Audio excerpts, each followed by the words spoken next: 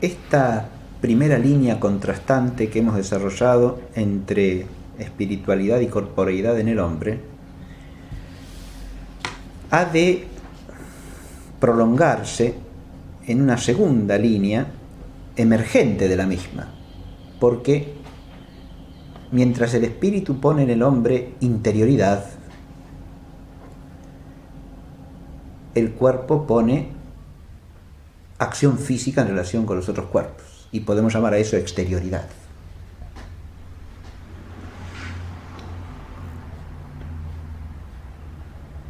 Hay, por lo tanto, además del contraste entre espiritualidad y corporeidad que se da en cada ser humano, un contraste entre interioridad y exterioridad que es consecuente al mismo. Esto también es un fenómeno de experiencia que abarca una pluralidad de hechos típicos. El interior y el exterior pueden estar en agudo contraste bajo muy diversas dimensiones del vivir humano.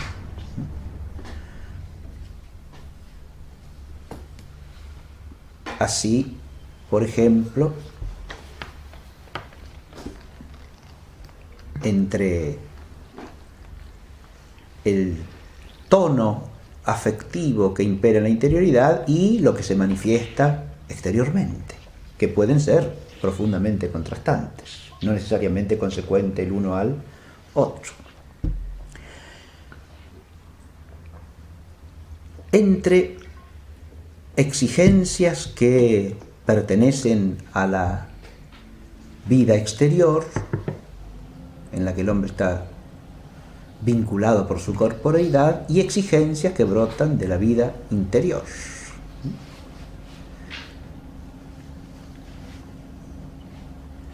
Así, por ejemplo, uno puede estar interiormente urgido a contemplar, pero exteriormente urgido a desarrollar una actividad que estorba la contemplación.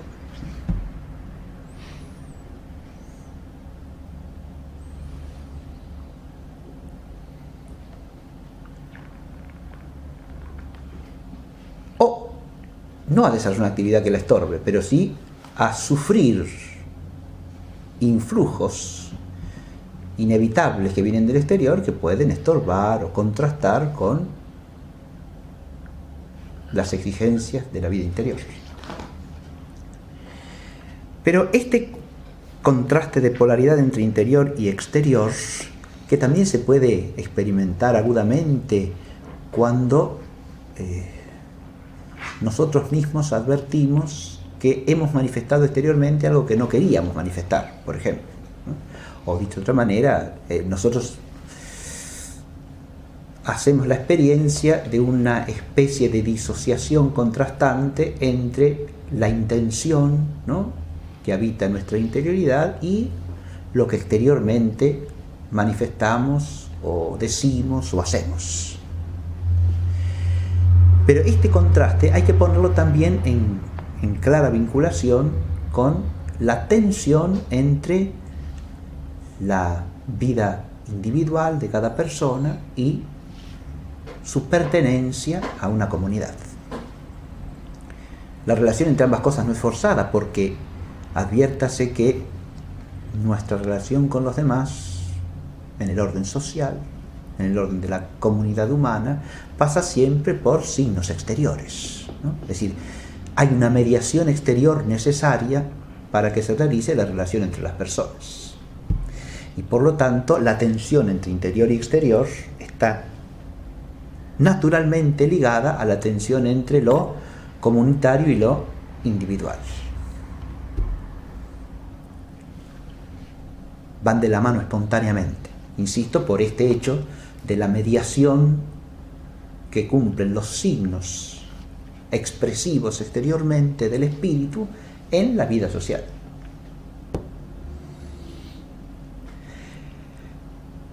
Adviértase que aquí todo ese universo de signos, gestos y palabras fundamentalmente, ¿no?, aunque también acciones, en cuanto a las acciones realizan intenciones y al mismo tiempo significan al espíritu, ¿no?, Entonces, gestos, palabras, acciones, todo ese mundo de exteriorización de cada individuo está inmerso en una tensión, ¿no? Eso es lo que queremos manifestar como hecho propio de la condición humana. Una tensión entre lo comunitario y lo personal.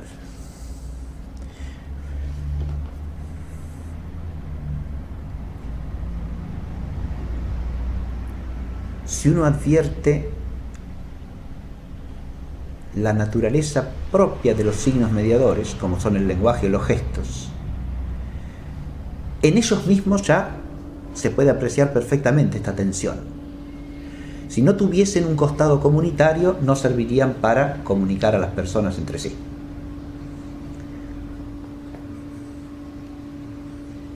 De modo que tienen que tener algo de común.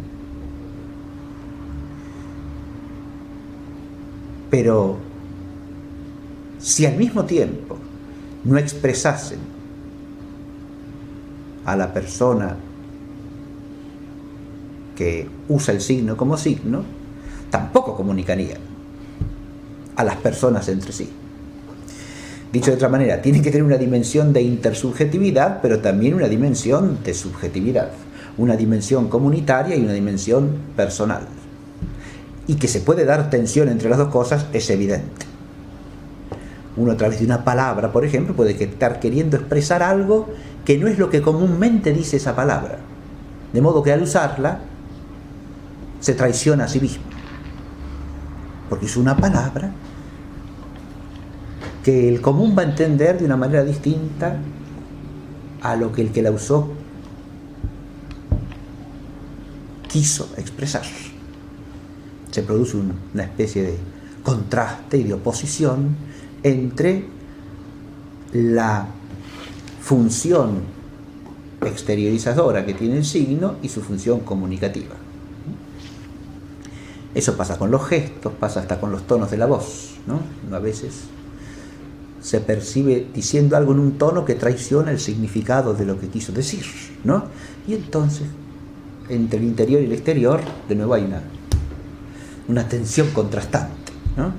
Es una tensión porque obviamente no es que eso pase siempre, ni que pase inexorablemente, ¿no? Es una oposición, ¿no?, en la que vivimos constantemente, pero que genera cierta tensión.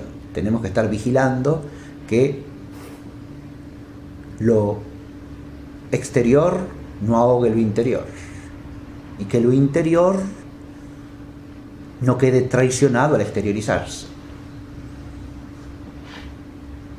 Pero al mismo tiempo que el interior se exprese adecuadamente en orden a la vida común, social, y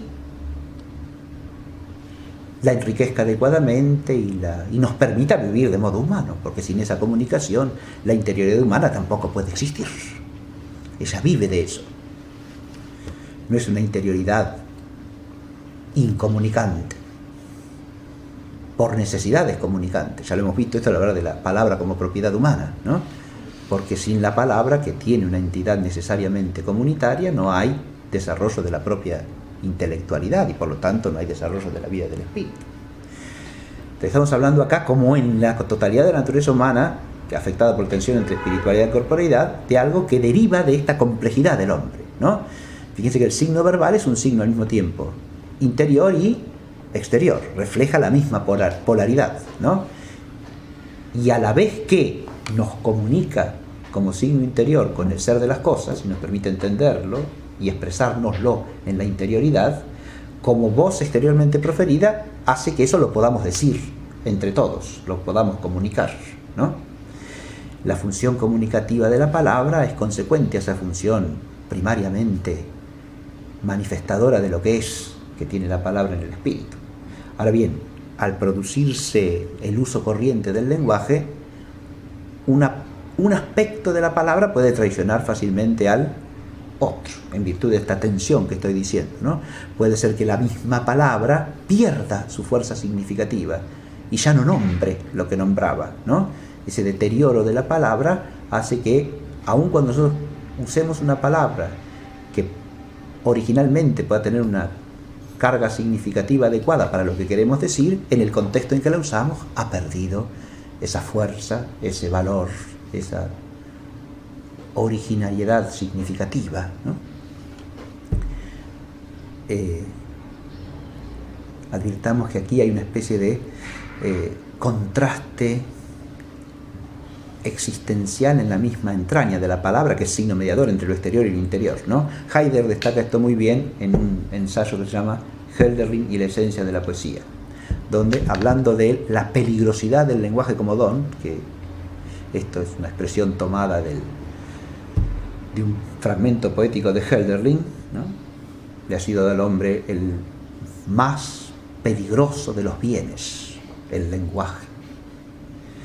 Y al preguntarse hasta dónde el lenguaje es un peligro, Heidegger, primero que nada, hace hincapié en que es un peligro porque es lo que primero posibilita el peligro de los peligros.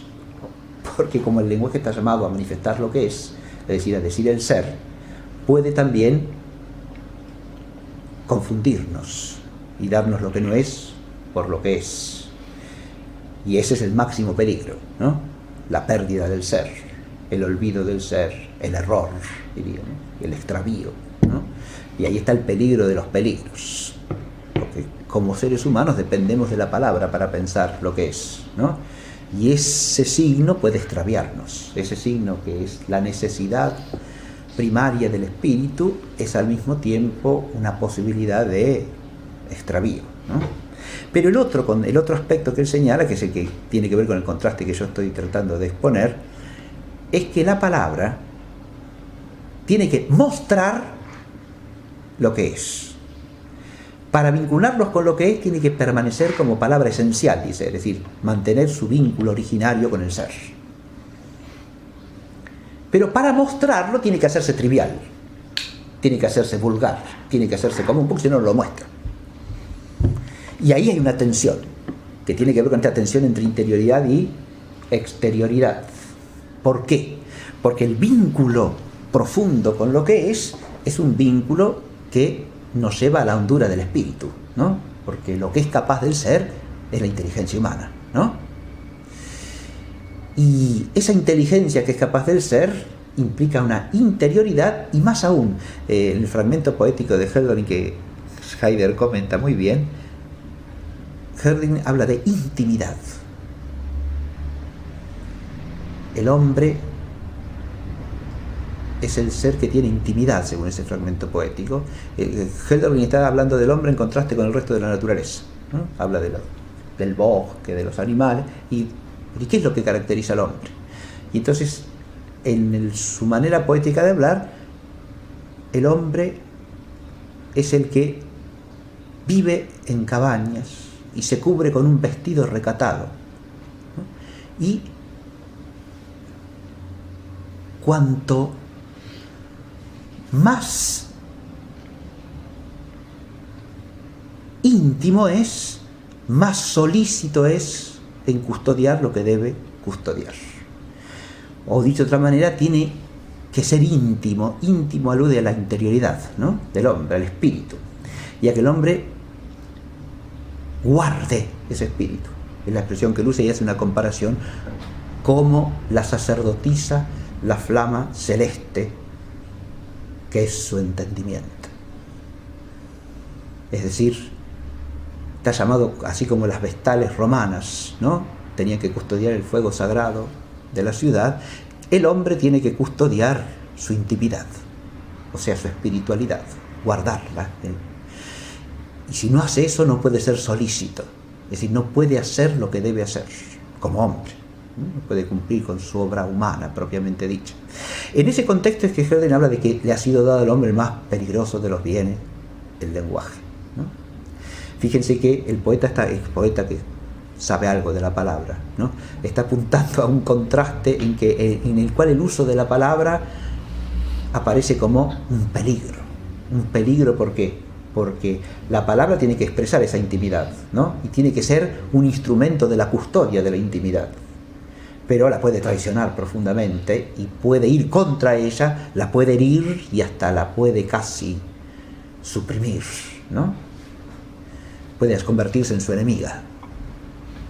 Esto es y lo que Heidegger señala es que la palabra puede hacerse, por su vulgarización o trivialización, algo que ya no nombra lo que debe nombrar. Fíjense que aquí tenemos de nuevo un contraste entre lo exterior y lo interior, entre lo personal y lo comunitario eventualmente, pero sobre todo entre interioridad y exterioridad, entre intimidad del espíritu y vulgaridad del habla. Acá nos viene al cruce el célebre adagio latino que dice sueta vilescunt, las cosas acostumbradas se envilecen, las cosas usuales se degradan, se gastan, ¿no? Ese gastarse de lo usual es lo que está dicho acá, con que la necesaria finalidad comunicante de la palabra puede corroer su fuerza originaria. Y cuando se la usa trivialmente, como si se entendiese fácilmente lo que nombra, se pierde la profundidad originaria del nombrar.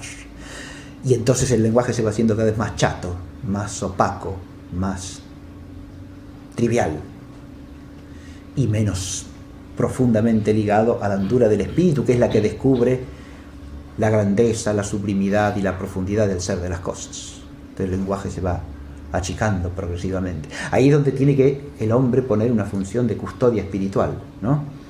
Resguardar el signo, sea la palabra, sea el gesto, sea la acción. Tiene que ser resguardado cuidadosamente para que pueda servir de puente adecuado entre lo interior y lo exterior. Al mismo tiempo que custodia la interioridad, tiene que manifestarla, ¿no? Fíjese que eso vale para todos signos, ¿no? Y especialmente podría aplicarse a los signos sagrados, ¿no? El cuidado que todo pueblo humano le tributa a estos signos, ¿no? Y la sacralidad con que los maneja tiene que ver con esto precisamente. Son los signos que tienen que expresar lo más alto y por lo tanto son los que menos se tienen que trivializar, ¿no? Y de ahí que sean signos celosamente custodiados en una especie de respeto máximo, ¿verdad? Pero eso tiene que pasar también con las palabras que usamos en la vida cotidiana, ¿no? El cuidado del lenguaje forma parte de esta tensión humana, ¿no? Si descuidamos el lenguaje y dejamos que se nos trivialice, que se pierda su fuerza nominante, su fuerza inclusive ominosa, ¿no? En el sentido romano de la expresión, la palabra tiene una fuerza manifestadora porque tiene una fuerza reveladora, podríamos decir, ¿no? En la palabra se nos hace patente el ser de las cosas, ¿no? En ese sentido es que hablamos de las palabras como nombres, ¿no? La palabra, además de ser un signo, y precisamente en cuanto que es un signo, llega a ser un nombre, porque queda asociada al ser de lo que significa, y por lo tanto se hace su nombre. Pero como nombre de la cosa tiene que estar asistida de la gravedad de la cosa. Acá hay otra tensión, fíjese, los signos del lenguaje exteriormente proferidos tienden a ser todos iguales como signos. Son voces humanas. Y con una voz nombro el tomate, con una voz nombro el alma, con una voz nombro la hormiga, con una voz nombro a Dios. En cuanto voces y fenómenos físicos mostrencos son lo mismo, pero en cuanto a nombres son totalmente distintos y pertenecen a esferas de densidad y profundidad significativas totalmente diversas. ¿Y cómo se expresa eso? La exterioridad por sí sola no lo expresa. Tiene que ser el modo de usar la palabra, la ocasión en que se la usa, la gravedad con que se la usa. O sea, la palabra tiene que ir unida a la totalidad de la vida interior y entonces al expresarla será usada adecuadamente, ¿o no? Si no, todos los nombres quedan igualados en la especie, en la fenomenicidad del flatus vocis, ¿no? Que termina siendo insignificante y termina siendo incapaz de nombrar lo que tiene que nombrar, salvo que lo nombrado se trivialice. Muy bien. Advierte que tomé por el por la línea del lenguaje. ¿Por qué? Porque la palabra es uno de los instrumentos mediadores fundamentales en la existencia humana entre interioridad y exterioridad, ¿no? Y lleva en sí misma, por naturaleza, esta tensión entre espíritu y materia, porque en su contextura esencial lleva lo uno y lo otro, ¿no? Comunica algo que es significado solo para el espíritu a través de una voz, ¿no? Que es fenómeno sonoro. De nuevo nos topamos con que el hombre, al ser una síntesis de lo espiritual y lo corporal, encierra en sí tensiones posibles, ¿no? Esto es lo que estamos desarrollando, esta es la temática fundamental. Esta tensión entre el interior y el exterior va ligada, dije, a la tensión entre individuo y comunidad, o entre persona y sociedad. Esta tensión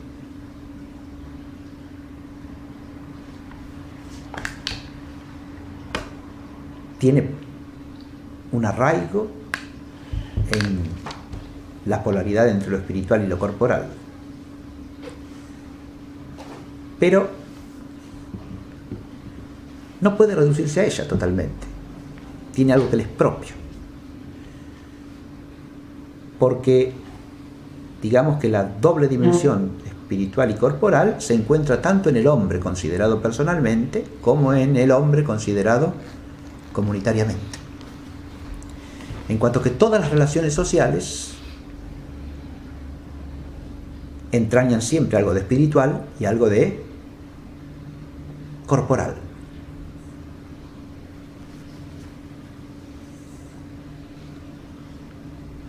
Si no entrañasen algo de espiritual, no serían relaciones sociales, ¿no? No habría ni bien común en juego, ni intención voluntaria y racional del bien común, ni cooperación moral al bien común. Sin eso no hay sociedad, ¿no? De modo que en el ser social hay, cuando hablamos de ser social, no hablamos de una nueva sustancia, ¿no? Sino de relaciones entre personas. Pero estas relaciones implican lo espiritual. Ahora, no algo puramente espiritual, porque si no, no podrían existir como relaciones sociales. Si no están mediadas por signos físicamente perceptibles, no existen, ¿no? Si no implican una vinculación en el orden físico entre las personas, en un ámbito físico, en una realidad físicamente mediada, en un lugar, en un tiempo, ¿no? Diríamos en un lugar propiamente humano, ¿no? Que es el que la sociedad tiende a constituir espontáneamente, ¿verdad? Y es lo que la manifiesta, la habitación humana, ¿no? El lugar en que el hombre vive, desde la aldea a la ciudad, ¿no? O desde una cueva pintada a la ciudad más complicada que se pueda pensar, ¿no? Tenemos siempre un espacio que está humanamente modificado para ser hábitat del hombre, ¿no? Fíjese que hay una dimensión física necesaria de la vida social, a eso me estoy refiriendo, ¿no? Un espacio humanamente configurado para ser lugar de vida humana, de existencia humana, de existencia social. Ahora bien, ¿dónde está la polaridad acá o el posible conflicto?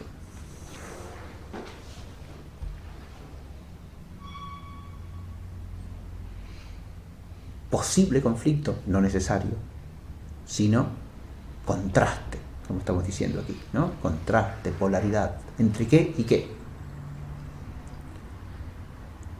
En primera instancia, fácilmente, entre la vida individual y la vida comunitaria. Puede haber contrastes entre una cosa y la otra, y por supuesto, ¿no? Ya sea porque la vida comunitaria o social exige del individuo cosas que no corresponden a su interioridad, ya sea porque el individuo exige de la sociedad cosas que la sociedad es incapaz de darle. Y las dos cosas pueden pasar, ¿verdad? Hay exigencias de la persona, ¿no?, que la comunidad humana puede no estar preparada para satisfacer. El individuo, en cuanto individuo, representa un polo de tensión respecto a la sociedad, porque cada individuo humano es una persona, así de sencillo, y por lo tanto conlleva una sustancialidad subsistente que es una subjetividad singular, ónticamente irreductible al conjunto. En esto, la individualidad de la persona no se identifica con la individualidad del individuo de una especie infrarracional, porque la persona como individuo es agente de acción responsable, pero es agente de acción responsable porque es agente de acción racional y libre, voluntaria. Esto lo hace un agente que como agente no está sujeto a una determinación necesaria, inmanente, instintiva. Y ahí está la diferencia con el individuo de la especie, ¿no? El hombre en este aspecto no es como un individuo de una especie. ¿Es un individuo de una especie? Sí. Podríamos decir que bajo el respecto de su corporeidad, ¿no? Pero en cuanto a persona, no. Es una persona, ¿está claro? Miembro de la sociedad. Y esa persona que es miembro de la sociedad, insisto, como agente inteligente y libre, es un agente responsable, con una responsabilidad que es intransferible a la comunidad. No está determinado ad unum, como decimos en filosofía natural, a obrar esto o esto, sino que puede obrar esto o esto otro. Pero no tiene una norma que lo integre con los demás. Claro, ahí está la ley, pero la ley es de orden moral, no es de orden físico. Cada singular humano es de la misma naturaleza que todo otro singular humano, sí señor, pero es precisamente esa naturaleza, por ser espiritual y corpórea, la que pone esta tensión que estoy diciendo, ¿no? Una tensión en la cual el individuo, que es persona, tiene una capacidad de acción que no es reductible al todo social, porque obra con responsabilidad personal, obra como persona, tiene una entidad intelectual y moral, ¿no?, que lo hace responsable de sus propios actos. La comunidad establece normas, sí, establece leyes, sí señor, pero esas leyes, insisto, son de orden moral o jurídico, que no estoy diciendo distintivamente una cosa a la otra. Estoy hablando de que pertenecen a la esfera moral desde el punto de vista entitativo y no a la esfera física. ¿Está claro? No son determinaciones instintivas, sino preceptos del gobernante dados a súbditos racionales en orden al bien común de la sociedad que integran. Y por lo tanto son leyes que el sujeto puede cumplir o no. Ahí se abre todo un universo de polaridad entre norma comunitaria y responsabilidad personal. Y acá los contrastes pueden ser leves o agudos, ¿no?, según los casos. Hay exigencias de la conciencia individual y hay exigencias de la norma social que pueden entrar en conflicto. Pero aunque no haya conflicto, hay contraste. Y hay contraste ¿por qué? Porque la norma tiene cierta exterioridad, ¿no?, y la decisión personal es siempre algo que brota de la interioridad, en cuanto es una auténtica decisión personal, ¿no?, o no meramente el fruto de una coacción externa.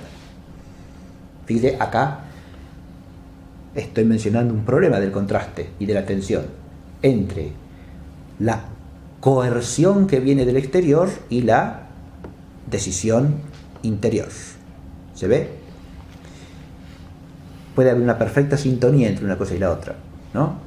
Porque la norma está plenamente interiorizada y a la luz del espíritu resulta enteramente razonable y justa.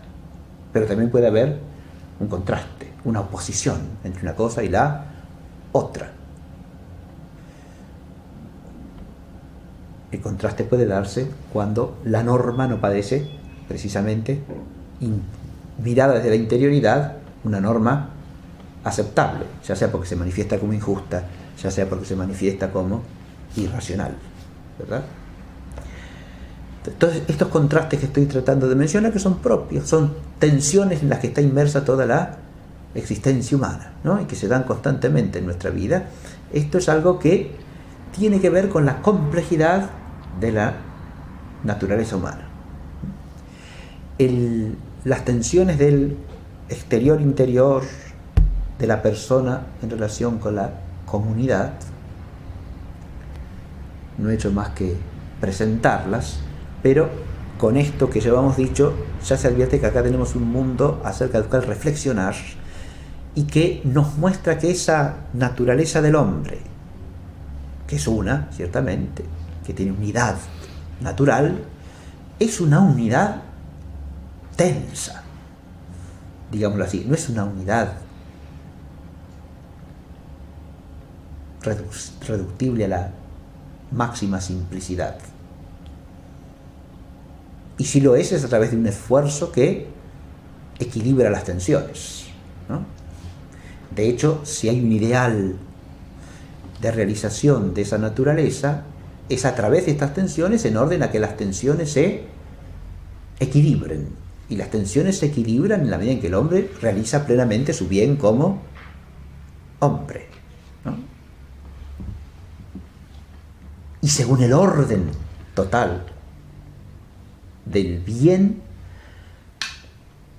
porque está llamado un bien supremo al cual deben sujetarse y ordenarse todos los otros bienes. En la medida en que eso se realiza, esas tensiones se equilibran, se moderan, se templan, se hacen riqueza vital, ¿no? Y en la medida en que eso no se realiza, las tensiones pueden desembocar en conflictos, es decir, en dificultades que estorban o incluso impiden la realización del bien humano. Y esa es la segunda línea que tenemos que considerar.